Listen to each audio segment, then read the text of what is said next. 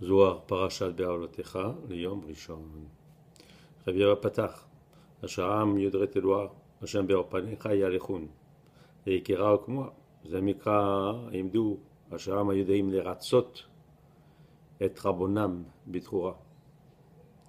אבל תחזה, זקנינו ישראל דקודשא בריחו, יהב לון אורייתא קדישא, ואוליף לון אורחוי לדבקה בה. ומתח פקודי דאורייתא, נזכה בהו לעלמא דעתי. אבל בוא, אשריהם ישראל, שהקדוש ברוך הוא נתן להם התורה הקדושה, ולמד אותם דרכיו להידבק בו, לשמור מצוות התורה לזכות בהם לעולם הבא. וקרא אלוהו בשעת דנבקו במצרים, דאקדן אפיק לון מרשותה אחרה, וסליק לון להתאחדה בשמי, כדי ניקחון בני ישראל בני חורין מכלה, דלה יתירו תחות רשותה אחרה, וסליק לון לאחרה בשמי דסליק על קולה, דשליט על עילאין ותתאין. אבל בורא, אשריהם ישראל, שהקדוש ברוך הוא נתן להם התורה הקדושה, ולימד אותם דרכיו לדבק בו, לשמור מצוות התורה לזכות בהם לעולם הבא, והקריב אותם אליו בשעה שיצאו במצרים, שאז הוציאם מרשות אחר, שהוא רשות הסדרה אחלה, והעלה אותם להתאחד בשמו על ידי קבלת התורה. ואז נקראו בני ישראל, בני חורים מכל, שלא ישבו תחת רשות אחר של הסדרה אחלה. והעלה אותם לאחוז בשמו העולה על הכל, היינו שם י' כ' ו' כ', זה העולה ובעלות על כל השמות, השולט על העליונים והתחתונים. ולחימותא דילהון קרלון בגין בכורי, בני בכורי ישראל, וגבונה דקודשא אלה, וקטל כל בכור דעילה ותתה, שלה כתחין ואיסרין דעלין ותתאין בגין אפקד לון, ועבד לון בני חורין מכלה.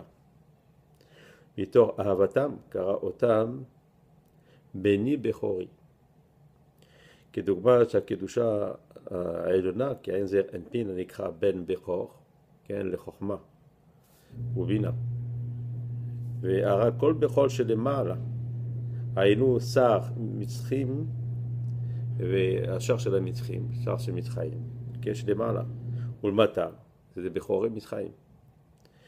והתיר קשרים ואיסורים של העליונים בתחתונים כדי להוציאם, היינו קשחי, כספים שעשו המצחים, נשמתם בגופם של ישראל, וחזיקו אותם בבית האסורים. ועשה אותם בני חורים מכל, ועדה עלה בה קודשא בריחו, לא מלאך ולא שרף אלא איהו, ועל זה מתוך אהבתם לא רצה הקדוש ברוך הוא, לא מלאך ולא שרף שיוציאם רק הוא בעצמו. ועוד הוא ידע הבחנה ולמדח קולה שברי אסירן, ולאו עינון ברשותה דשלחה אחרה אלא דידי. ועוד טעם שהרי הוא ידע להבחין ולדע הכל. היינו להבחין בין טיפת של בכור לטיפה שאינה של בכור, ולהתיר אסורים ואינם ברשות של שליח אחר אלא בידו. תחת זה והוא לילה דבא קודשא בריחו לקטלה כל עינון בכורי, כמה דתמה בשעתא דרמס בלילה ההוא בזמרין לזמרה קבה, אמר לו לאו עידן הוא דהה שירת אחר מזמרין בנה בהרעה. דבורא באותו הלילה שרצה הקדוש ברוך הוא להרוג כל אותם הבכורים של מצרים, כמו שלמדנו בשעה שהכשיר הלילה באו מלאכי השרת המזמרים בכל עת לשיר ולזמר לפניו. אמר להם, אין הזמן עכשיו לזמר, שהרי שיר אחרת וזמרים בני בארץ, שהוא הלל. בשעתא דתפילין לילה יתרה רוח הצפון, ובשעה שנחלק הלילה קורא רוח צפון, שהוא מצד הגיבורות, שהבליחו כדן עבדנו כמיד וישראל מזמרים באמרים הללה בכל רם. הקדוש ברוך הוא עשה אז נקמות במצרים, בישראל מזמרים ממרו הלל בכל רם, ועודן עבד לון בני חורין מכלה, ואז עשה אותם בני חורים מכל, מלאכים מלאין וכל משריין כולהו, עברו צייצין להון להון לישראל, ומלאכים עליונים לכל המחנות כולם היו מקשיבים להם לקולם של ישראל.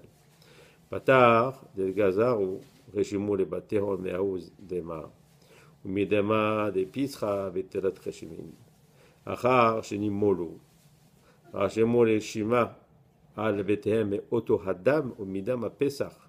3 רשימות היינו על המשקוף ועל שתי המזוזות. מה טעמה? או כמו בגין דיהו רשימה קדישה. מה הטעם? הרי העמידוהו מפני שהוא הברית מילה, ורושם קדוש, ומחבל הכד איהו נפיק וחמאהו דמה דחווה ראשים, עלהו פתחה. הישראלהו דישראל. והמזיק, כאשר היה יוצא ורואה אותו הדם, שהיה רשום על אותו הפתח, ימנחם על ישראל, עד עוד דכתיב. ופסע השם על הפתח וכולי. ופה שרואים שדברים שהשם יצא את כל בני ישראל. יש יציאת פיזיק, כן, זה יציאה של בני ישראל כמו הגופות שלהם שיצאו, אבל גם היה יציאה רוחנית. מה זה עושה? גם המצרים היו להם אחיזה על הנשמות של בני ישראל. שהאחיזה הזאת היה בצדחה אחת. והוא שגאל אותם גם כן בגאולה הרוחנית. שזה יהיה לנו בקרוב, אבל כן רצון.